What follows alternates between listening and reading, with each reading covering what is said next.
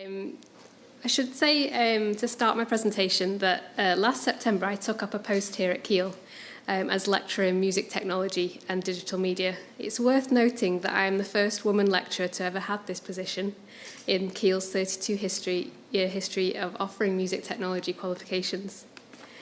As an academic field, music technology is male-dominated. This is mirrored in industries of sound engineering, music recording, and electronic music creation, where women make up approximately about 5% of the industry. As an academic in this area, I have observed this very noticeable deficit at conferences, festivals, concerts, and music fora. The issue is further compounded by an additional problem of the stereotyped image of the typical music technologist as being male with so-called geeky or techie attributes. Matthews and Grossman talk about this stereotyping in their conference paper delivered at the Audio Engineering Society in 2016, acknowledging that, quote, the terms music and technology are often perceived or categorized to be male domains. When these two terms are combined to refer to audio engineering or electronic music, the gender stereotyping is enhanced, unquote. Academic Linda O'Keefe also wrote an article for The Conversation in 2017 articulating the greater impact of the situation. She says, quote, 90% of music technology students are currently white males. The outcome is that the creative field becomes dominated by male practitioners, male lecturers, and male authors. This means young girls don't have role models or people they can see as representing them. But just because women don't always attend music technology programs, aren't always visible at music events, and sometimes don't even appear on the curriculum, doesn't mean they're not there, unquote. This links to the misconception that there are no women music producers or music engineers, sound engineers, sorry. While the field of music technology certainly is male-dominated, there are and have been women contributors to the discipline. You have one here standing in front of you. My interest in this area has allowed me to see that there are many examples of women music producers, engineers, and practitioners in the field. So in response to this common misconception that there are no women in the field. They are in the minority for sure, but they are there.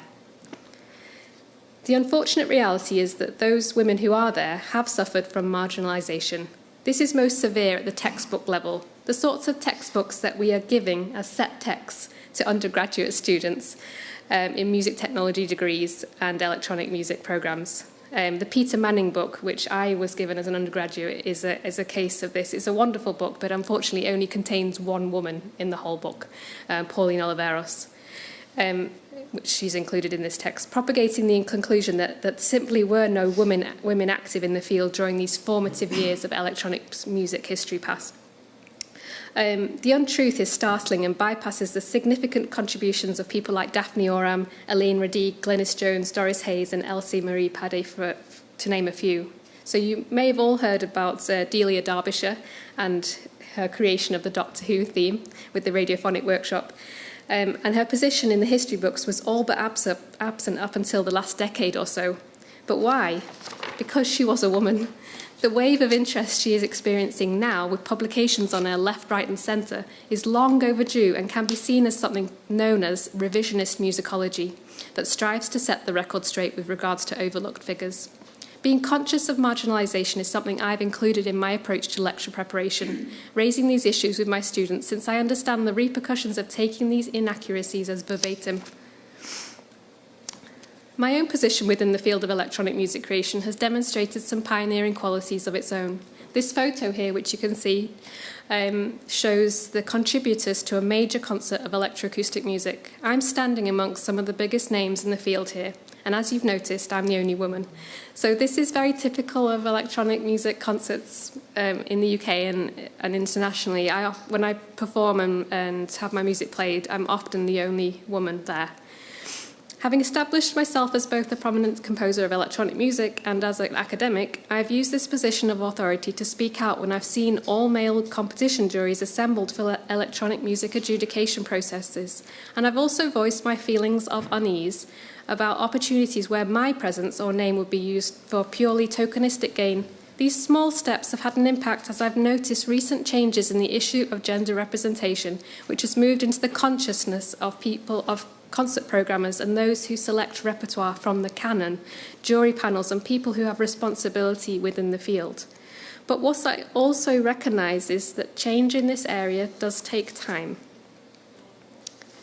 So taking these ideas on board, along with consciousness to gender issues previously mentioned, have assisted me in developing a healthier approach to the content I deliver in class. When repertoire is being selected for in-class examples, I check for a balance of contributors.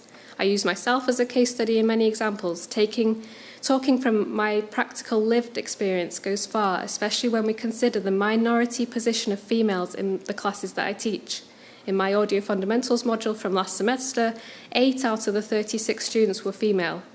And this uptake is actually quite positive, considering the all-male classes typical to music technology and audio engineering degrees that my colleagues in other universities face. This healthier approach to the curriculum also extends to making suggestions for guest speakers who may also act as influential role models to our students.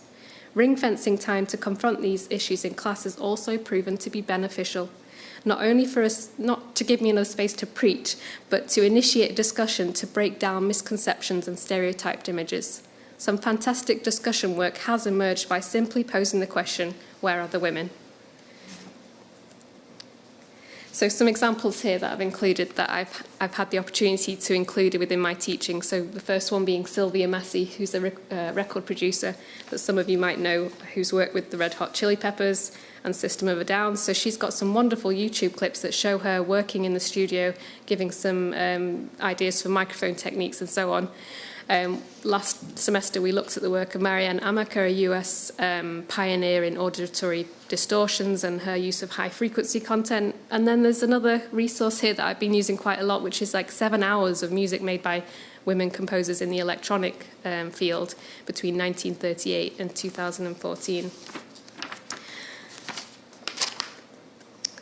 So beyond the classroom, my perspective and decision to call out acts of marginalisation and misrepresentation of gender in my field have extended to advocacy work in my capacity as an editorial board member of Organised Sound Journal, the jury memberships that I've had for several music prizes and festivals, and the publications that I've reviewed, and also PhD examining roles.